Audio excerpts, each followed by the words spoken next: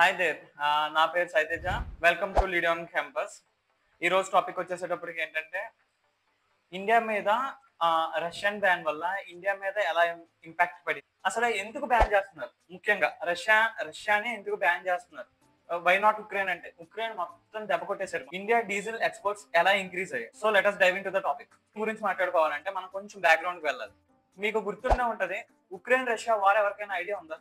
Idea లేకపోతే ఇప్పుడు నేనైతే చెప్తున్నాను. 2022లో యుక్రెయిన్ కి రష్యాకి వార్ జరిగింది. ఆ వార్ జరిగిన టైంలో యుక్రెయిన్ అనేది బాగా ఆర్థికంగా, అలానే చాలా ప్రాణ నష్టం జరిగింది. అదంతా మనకు తెలిసిన విషయమే. ఇప్పటికీ ఇంకా ఆ వార్ అనేది కంటిన్యూ అవుతుంది. సో ఈ వార్ ను ఆపుదామని ఏం చేశారంటే మొత్తం యూరోపియన్ కంట్రీస్ అంతా కలిపి 2026లో క్రూడ్ ఆయిల్స్ మొత్తం బ్యాన్ చేద్దామని డిసైడ్ అయ్యారు.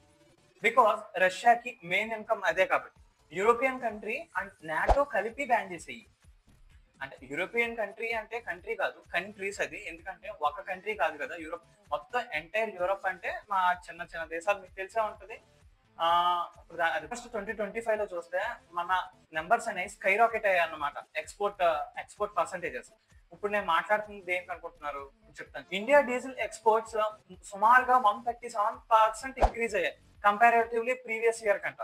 అండ్ ఆల్సో జూలైలో 73% ఉంటే ఇప్పటికి మనకి ఆల్రెడీ పైన నెంబర్ చెప్పాను కదా, అంత ఇంక్రీజ్ అయ్యాయి. దట్ యావరేజ్ గా 2,42,000 బ్యారెల్స్ అనేవి ఎక్స్పోర్ట్ చేయడం జరిగింది పర్ డే కి. నేను మాట్లాడేది ఇక్కడ పర్ మంత్ కూడా కాదు. ఇది చాలా ఎక్కువ యావరేజ్ గా కంటే.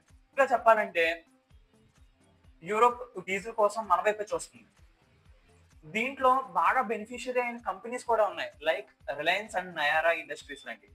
ఓకే, వై దిస్ హ్యాపెన్, అసలు ఎందుకు ఇలా అయింది మనకి? ఓకే, అసలు సడన్ గా ఎక్స్పోర్ట్స్ అనేవి ఎందుకు బూమ్ అయ్యాయి అసలు మన దగ్గర? దీనికి 3 main reasons: ban anticipation, refinery shut down, winter demand. 2026లో బ్యాన్ అవుతుంది కదా. సో ఇప్పుడు ఏం చేస్తారంటే యూరోపియన్ కంట్రీస్ ఏవైతే ఉన్నాయో ఆ యూరోపియన్ కంట్రీస్ అన్ని ఏం చేస్తున్నాయి, ఇక్కడ ఉన్న క్రూడ్ ఆయిల్ కానీ డీజిల్ కానీ ఏదైతే ఉందో ఆ రిఫైనరీ అంతా ముందుగానే స్టాక్ చేసుకోవడానికి ట్రై చేస్తుంది. దాన్నే మనం ఏమన్నాము, బ్యాన్ యాంటిసిపేషన్ అన్నాం.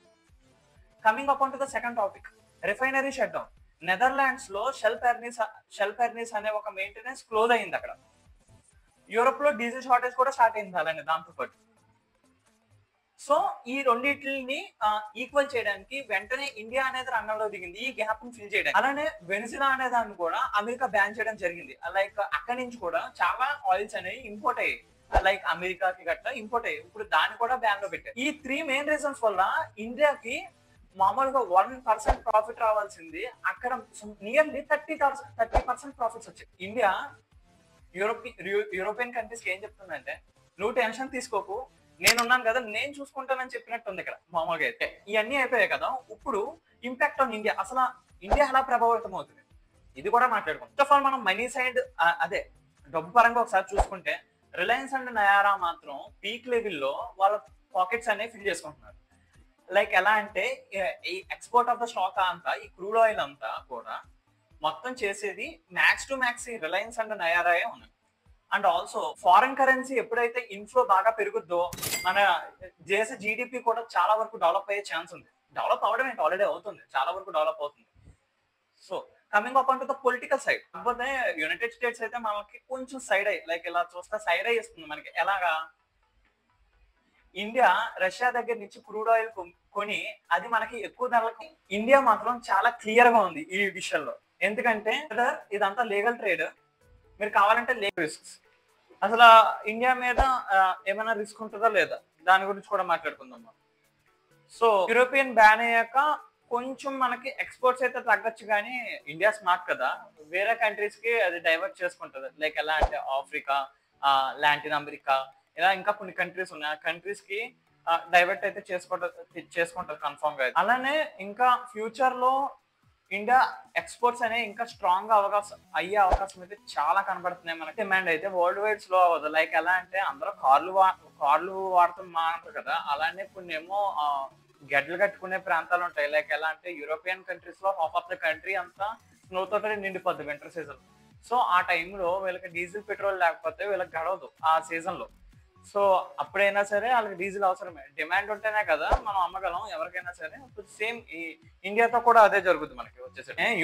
యూరోపియన్ కంట్రీస్ లో కూడా కాకుండా మనోళ్ళు ఏషియన్ మార్కెట్ లో కూడా దిగుతానికి ట్రై చేస్తున్నారు. ఇండియాకి ఆపర్చునిటీ స్టిల్ బాగా ఉన్నాయి. కాకపోతే మన ఇండియా ఏం చేస్తుందంటే ఆ చదరంగం ఆడుతుంది. లైక్ ఎలా అంటే ఏ స్టెప్ వేసుకుంటే ఎక్కడ బాగుంటది, ఏ స్టెప్ తీసుకుంటే ఎక్కడ బాగోదు అని చెప్పి క్లియర్ కట్ గా ఎవ్రీ స్టెప్ ప్లాన్ చేసుకొని ఫార్వర్డ్ అవుతుంది.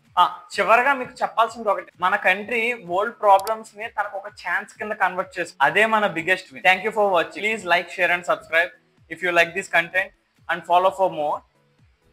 Thank you.